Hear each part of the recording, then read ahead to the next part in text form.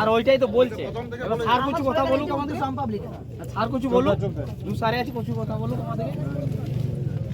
এটা বলার তিনটে ব্যাপার, ঠিক আছে? এক হচ্ছে হাসপাতালের পরিকাঠামো, যেমন জল, আলো, টয়লেট বা মেশিনপত্র, এগুলো আমার এন থেকে দেখছি আমি যেটুকু পারি করে দেবো, ঠিক আছে? মেশিনপত্র আমি জানাচ্ছি, ওটা ইন থেকে হবে না, কিন্তু জল আলো যেগুলো সমস্যা মেন টয়লেট আমি করে দিচ্ছি, কালকে যেটুকু পারছি করছি। হাসপাতালে কারেন্ট পালিয়ে গেলে কোনো আলো না, অন্ধকার জেলা অবস্থা। স্যার আপনাকে প্রত্যেক সপ্তাহে একবার করে এসে চেক ইন করে প্রত্যেক সপ্তাহে আছে, কেউ স্যার আজ সোমবার 10টা পরে রুগী নিয়ে এসেছি, নিয়ে যাচ্ছি 2টার সময় ডাক্তার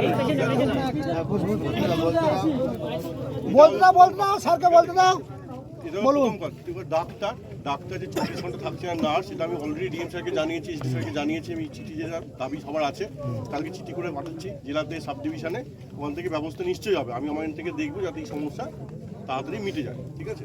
আর 3 হচ্ছে যে বাচ্চাটা, এটা অপূরণীয় ক্ষতি, এটা মিটিয়ে দেওয়ার ক্ষমতা আমার কেন কারণ নেই, সবার সঙ্গে আমিও সত্যিই মর্মাহত। তো ভবিষ্যতে এরকম না, সেটা আমরা সবাই দেখবো। আমি আছি, আশিস সাহেব আছেন, বিমল সাহেব, সবাই আছেন।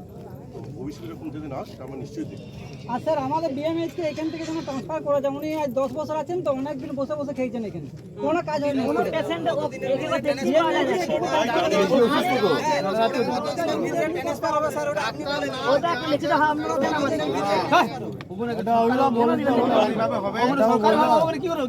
লিখিত আমাদের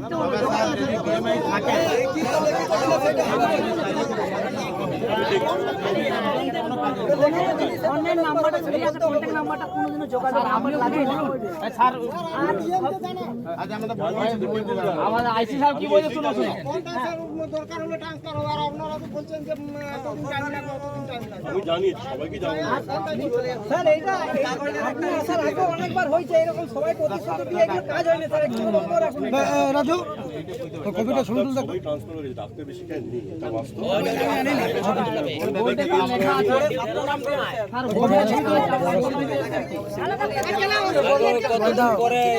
কপিটা দিবে তোলা আর আমাদের এখানে থাকবে কপি অনেক লোক তুলে গেল।